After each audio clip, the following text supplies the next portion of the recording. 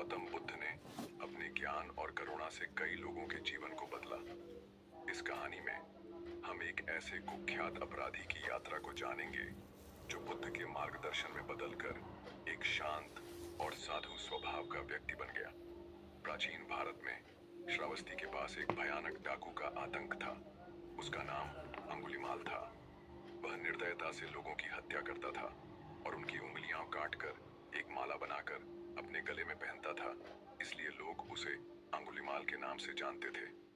राजा की सेना भी उससे डरती थी और ग्रामीण लोग उसके नाम से कांपते थे।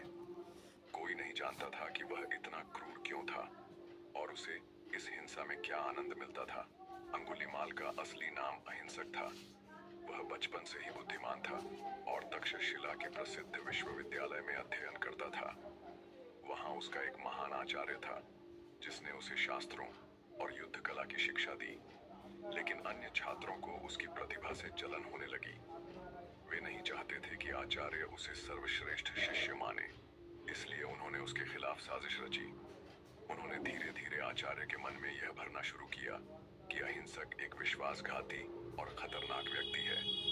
कुछ समय बाद आचार्य ने इन झूठी बातों को सच मान लिया और सोचा कि अहिंसक को सबक सिखाना चाहिए। आचार्य ने अहिंसक से कहा, अगर तुम मुझे अपना सबसे प्रिय शिष्य साबित करना चाहते हो तो तुम्हें 1000 लोगों की उंगलियां लानी होंगी, तभी तुम अपनी शिक्षा पूरी कर सकोगे। अहिंसक को लगा कि यह गुरु की आज्ञा है और उसने निर्दोष लोगों की हत्या करनी शुरू कर दी। जब अंगुलीमाल की हत्या का सिलसिला बढ़ता गया तो पूरे राज्य में भय फैल गया। श्रावस्ती के लोग बुद्ध के पास आए और उनसे प्रार्थना की, भगवान, अंगुलीमाल पूरे गांव को नष्ट कर रहा है, कृपया हमें बचाइए। बुद्ध ने मुस्कुराकर कहा, भयभीत मत हो, मैं स्वयं उससे मिलने जाऊंगा। लोग हैरान थे। राजा की सेना तक अंगुलीमाल से डरती थी, तो एक निहत्थे सन्यासी उसके पास कैसे जा सकते थे। बुद्ध एक दिन अकेले जंगल की ओर चल पड़े जहां अंगुलीमाल रहता था। उन्होंने पीले वस्त्र पहने थे और उनका चेहरा शांत और उज्जवल था।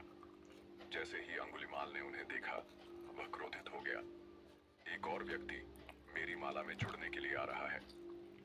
उसने तलवार उठाई और बुद्ध की ओर दौड़ पड़ा। लेकिन एक अजीब बात हुई। बुद्ध धीरे धीरे चल रहे थे, फिर भी अंगुलीमाल उन्हें पकड़ नहीं पा रहा था। अंगुलीमाल चिल्लाया, संत, रुको, तुम क्यों नहीं रुकते? बुद्ध मुस्कुराए और बोले, मैं पहले ही रुक चुका हूं। अंगुलीमाल, अब तुम्हें भी रुकना चाहिए। अंगुलीमाल चौंक गया, तुम झूठ बोल रहे हो, तुम तो आगे बढ़ रहे हो। बुद्ध ने उत्तर दिया, मैं हिंसा, बुराई और अज्ञान से रुक चुका हूं, लेकिन तुम अब भी क्रोध, लालच और अज्ञान की ओर भाग रहे हो। अब तुम्हें रुकना चाहिए। अंगुलीमाल के मन में हलचल मच गई। वह पहली बार अपने कर्मों पर विचार करने लगा। बुद्ध की करुणामयी वाणी ने अंगुलीमाल के हृदय में परिवर्तन ला दिया। वह बुद्ध के चरणों में गिर पड़ा और रोते हुए बोला, भगवान, मैंने भयानक पाप किए हैं, क्या मेरे लिए कोई मुक्ति है? बुद्ध ने प्रेम पूर्वक कहा, हाँ, अगर तुम सच्चे हृदय से अपने पापों का प्रायश्चित करो तो कोई भी इंसान बदल सकता है। अंगुलीमाल ने अपनी तलवार फेंक दी और बुद्ध से दीक्षा लेकर भिक्षु बन गया। अब अंगुलीमाल ने हिंसा छोड़ दी थी। वह बुद्ध के साथ रहने लगा और उनके बताए मार्ग पर चलने लगा। लेकिन जब वह शहर में भिक्षा मांगने जाता तो लोग उसे देखकर डर जाते और उसे पत्थर मारने लगते।